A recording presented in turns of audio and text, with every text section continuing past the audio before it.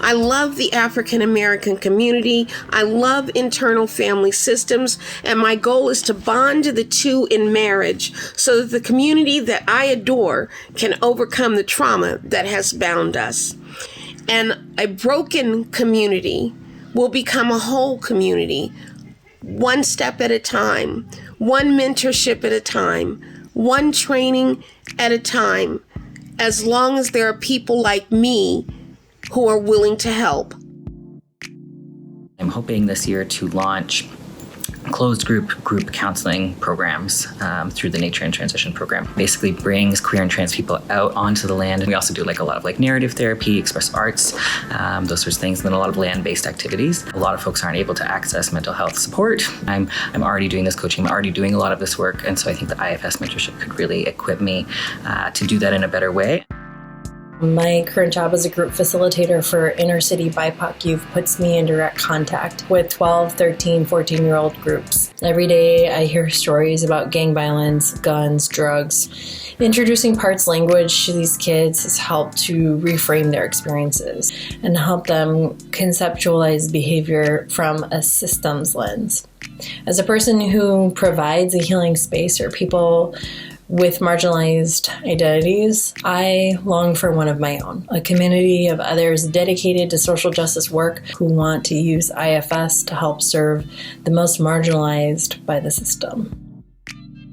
I was only 12 years old when my mom took a bold step and sent her 7 youngest children to an all-white school in our town of Drew, Mississippi. My family experienced many hardships from the white power structure. They were not only sharecroppers, but they were also civil rights activists. And in my mother's word, they were working for justice in everything they did. I had always aspired to return to my hometown and continue the work that my mother started. I believe that no man can change outwardly until he changes his way of thinking. Introducing the concept of mindfulness and meditation has been very instrumental in helping my community to heal mentally and physically. Working for justice is a lifetime journey. When I found IFS, I felt like I was coming home. All the principles made sense to me at the deepest level. My life is in a constant state of transformation and healing thanks to practicing these principles. There's a part of me that's very excited about sharing the IFS principles with other communities, especially with parents of young children, because I believe that that's where mental health begins. I have founded a program called Resilient Families Gilroy, which is geared to promote intergenerational healing and resiliency in families in my community. The dreamer part of me wants to see that this program can be expanded to different parts of the world. And through this fellowship program, I'm expecting to get the tools as well as the connections to make this happen. I have a passion really for helping children, fathers, families, period, and especially Black folks, because I want to see us thrive and do so much better than what we've been doing in this country. And when I created Black Fathers on Facebook, it put me in a position to become a leader that I hadn't anticipated. We've already had so much of an impact on creating a space where men feel comfortable to share, where men feel stronger as Black individuals leading their households, and we have created this community where we lean on each other. And in general, having better fathers is better communities. Peace. I am an educator and a psychotherapist, and I'm also a creative writer. I'm also interested in spirituality in the Latino community. I understand the needs of the community, how they are often misunderstood, not served appropriately. And I also understand both their creative and spiritual hunger. And I find that IFS provides that framework from where they can see themselves, their strength and resilience without pathologizing their inner struggle.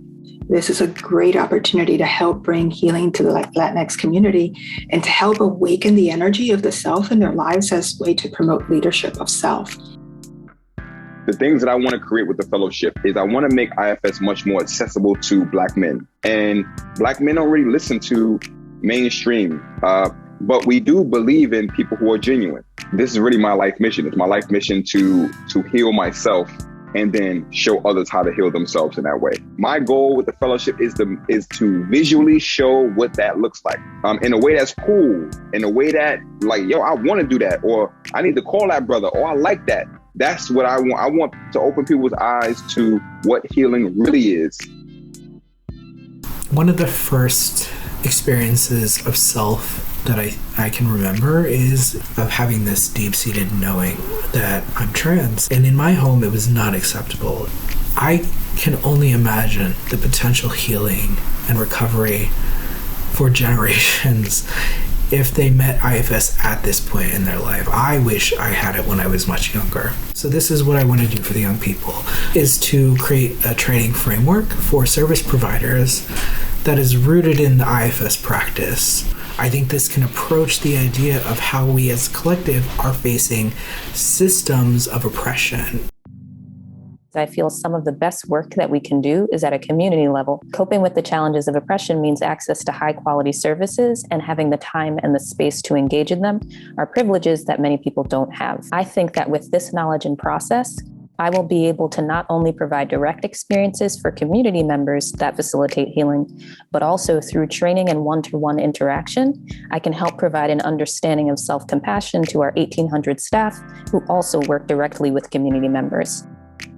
Not a whole lot of people have my life experience with poverty, addiction, and recovery, which seems to feed these parts of strength and drive.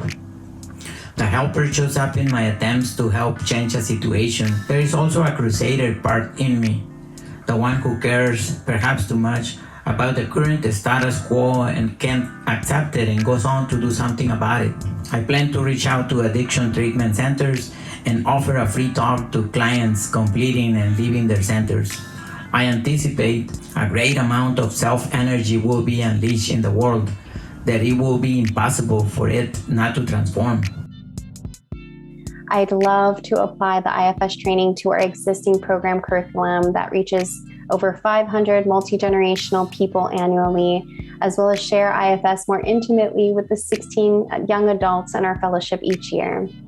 Many of them live at the intersections of being Muslim, people of the global majority, queer and trans, and they're interested in pursuing careers in social work or being the first generation in their family to reach out for mental health support. That's why I've been looking for an opportunity like this unique fellowship to help resource me with the community, training, and empowerment to keep on believing in and growing my leadership. I served 21 years in the Coast Guard, working on emergency response plans. So without a doubt, I know that I am equipped to gather the resources within my community who will support me in seeing this project to its completion, which is to provide resources for children who are in care. Our children need for us to show up for them. And I thank you for giving me the opportunity to create a resource for my community that could be a model tool for others. Like the little that I hear and know about IFS, what I'm hearing is just like all the parts and who's operating and where's that coming from and why did it feel like it needed to show up. And I love that internal wisdom, and I want to be selected because I want to receive and get to answer that really deeply for myself. I love being in dialogue. I love learning from my fellow activists. I get that time and it frees me up to take those next steps. And I bring that resource back to my fellow lived experience volunteers, and I help them think through those same questions. What I want to do with the resources and the tools and the things that I learned from this great program is I want to bring it to my community. I currently live in Macon, Georgia. Unfortunately, here we are 5 generations removed from slavery, and we still have persons in this city who reference things that they went through generationally. My goal is to be able to push people beyond what they see in their family dynamics, to give them the power, the resources, and the tools that they need in order to live their best life. I know that queer people are longing for space separate from the world to just kind of let themselves be. This is something we live with every day. We walk around being perceived in a certain way that's often very different from who we truly are. This especially goes for trans people such as myself. That often can get us to the point of blinding ourselves to understanding what we actually are and who we want to be. So I want to create community groups that would be oriented around self-discovery and community finding through the lens of arts practices and improvisational arts practices. I want to work on incubate my ideas with the IFS Foundation, become better aware of myself and better at serving all people in the process. 2017, I was led to attend Claremont School of Theology. where I learned IFS and womanist theology, which is the theology about the experience of the African American woman from slavery until now. These two classes motivated me to write my thesis toward a holistic method of healing intergenerational trauma of African American women. Teaching IFS not as a psychotherapy model, but seeing it emerge as a spiritual practice. Grew up in my tribal community. I thought I was going to work there. I was raised to come home and do meaningful work in my community. And I can speak to having a lot of parts incredibly excited about seeing some of the teachings from IFS around self, some of the teachings in IFS around cultural burdens and unburdening, seeing those alongside our traditional teachings and ceremony. We have so much recent trauma history that when I've done my own ancestral healing, handing that back and doing that healing up the line, how powerful that has been, I can't help but be so excited about what that could look like. Sometimes people from marginalized groups treat themselves with shame, like they feel shame towards themselves, but there's also this external aspect of shame that's kind of impressed upon them. Implementing IFS into the work that I want to do as a nonprofit organization, starting a nonprofit organization, can really, I believe, be beneficial for members of the community and not just breaking cycles and breaking patterns, but teaching them how to love themselves, and hopefully breaking some of those generational cycles as well. The impact of my selection for this fellowship would be more men and male youth of color. Through collaboration with IFS, healthy and whole, engaged as change makers and champions in gallant and collective efforts to dismantle patriarchy, racism, and other systems of oppression. And we know that these systems are not actually broken. They are working exactly as they've been designed for the benefit of those who profit from suffering sorrow, who don't have to apply for grant funding every year, who like these systems exactly the way they are. As we continue to face down these challenges and the fallout of a global pandemic, political polarization, misinformation, and disinformation campaigns, we need people, all hands on deck, including BIPOC men, engaged in the struggle like never before. When I first started teaching healthy relationships, I would hand out evaluations. I remember on one of them, a person wrote that they were going to leave their abusive husband because of what they'd learned in class that day. And I remember the impact that had on me, but it really was just me seeing how important this work is. That I know is the level of impact that I'm going to make on this community. And I think with an IFS fellowship, I will do it smarter, and I will likely get there faster.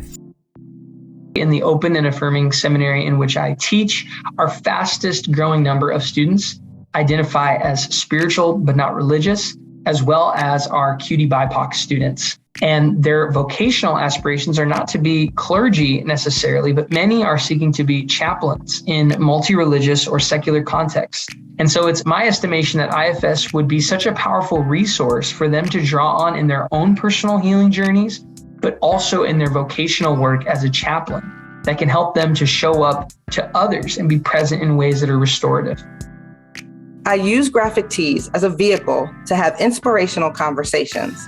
It usually leads to conversations about mental health. Today's t-shirt says, "Love yourself today," which would be a whole topic in and of itself.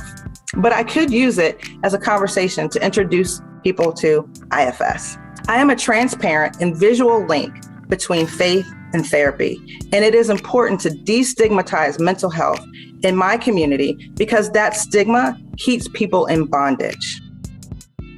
There are all kinds of folks who are activists and organizers, and they focus a lot on the external world and things that they want to be able to control and they cannot yet control. And I think the impact of a tool like this is working with your inner world and then seeing the synchronicity out there in the other world. It is a little bit more engaged in traditional therapy models, allowing you to choose and accept and identify and not villainize any part of you. I feel like I can draw a line between IFS, abolition, IFS, Afrofuturism.